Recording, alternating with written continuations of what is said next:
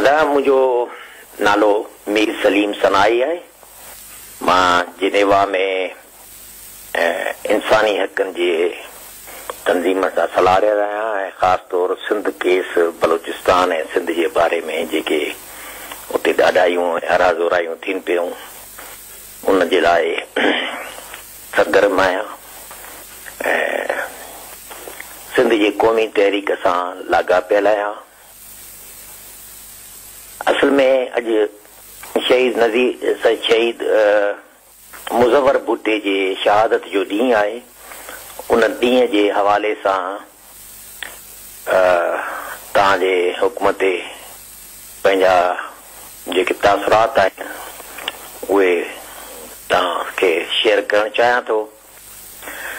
शहीद मुज़वर भुट्टो सिंध जे हज़ारे वरनि जे आज़ादी जे वेड़ जो तसलसल हुयो।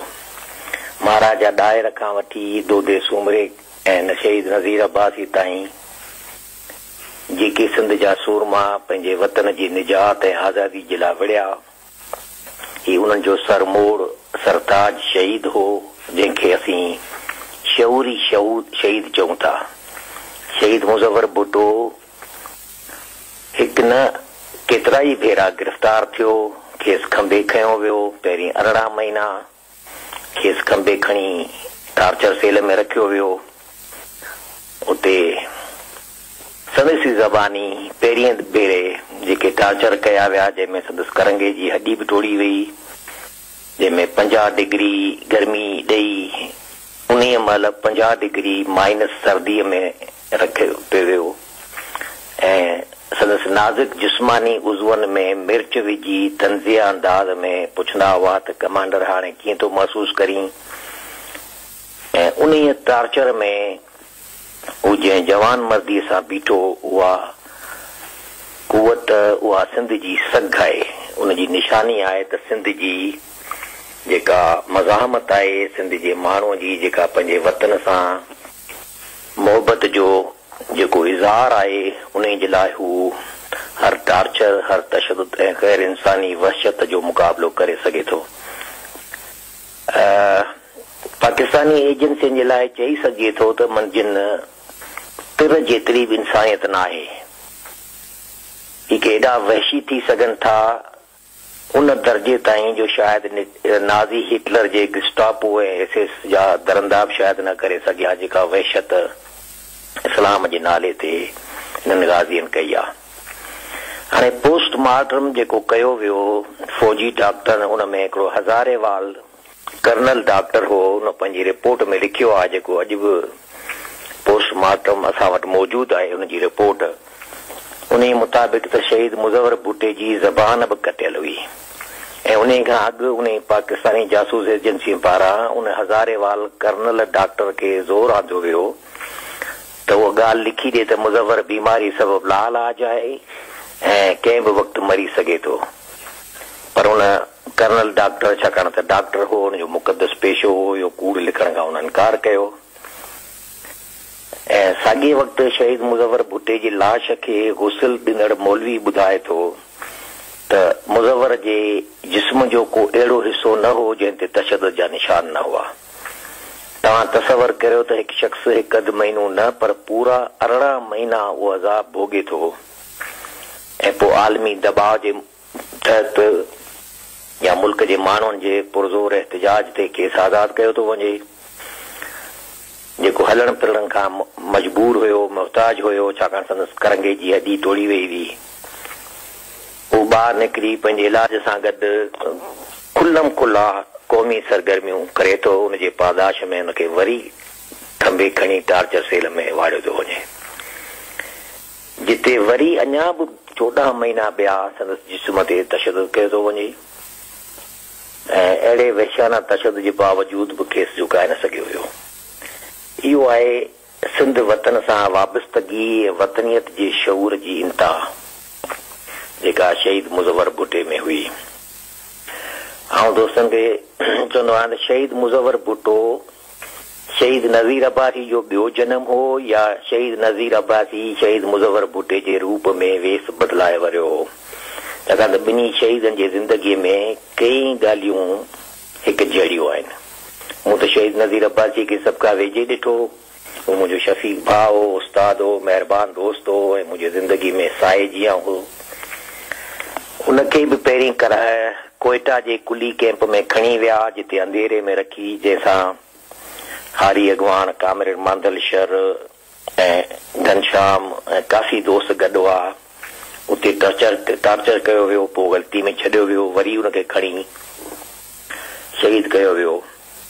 त हाणे उहे जेके यकसानियतूं आहिनि, हुन पंहिंजे टार्चर सेल में पहिरियों हिकु ई लफ़्ज़ ॻाल्हायो था, मुंहिंजो नालो नज़ीर अब्बासी आहे, मुंहिंजे ज़बान मां मुंहिंजो नालो ॿीहर तव्हां ॻाल्हाए ॾेखारियो त मां तव्हांखे सभु कुझु ॿुधाईंदुसि। ऐं नज़ीर अब्बासी जे बारे में त साईं सिंध जो अबुल कलाम साईं अब्दुल वाहिद हारी सर ऐं साईं मरूफ़ सिंधी अदीब साईं तारिक अशरफ जेके जेल में ऐं जेल खां ॿाहिरि जेको वक़्तु गुज़ारियो, हुन जेके लिखियो आहे उहो इंतिहाई अहम आहे, कंहिंखे पढ़णु घुर्जे।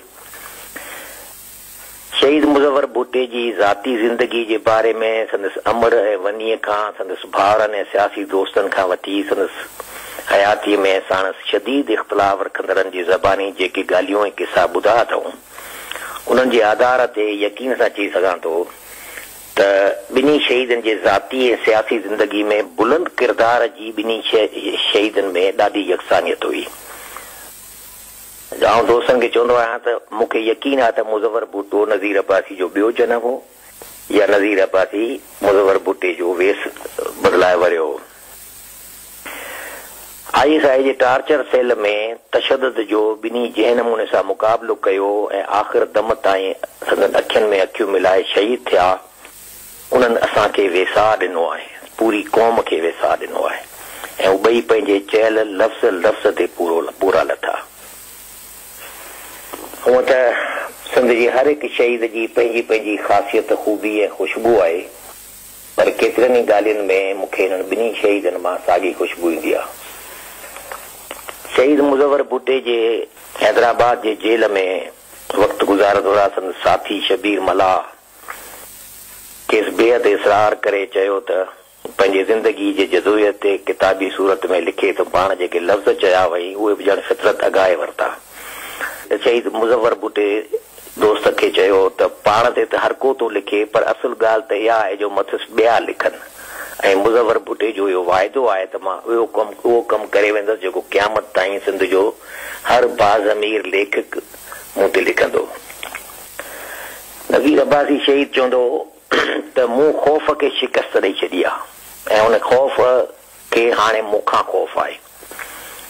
साॻी ॻाल्हि शहीद मुज़वर भुट्टो चवंदो हो त दुश्मन जी कोशिश आहे त असांजे सिफ़नि में ख़ौफ़ पैदा करे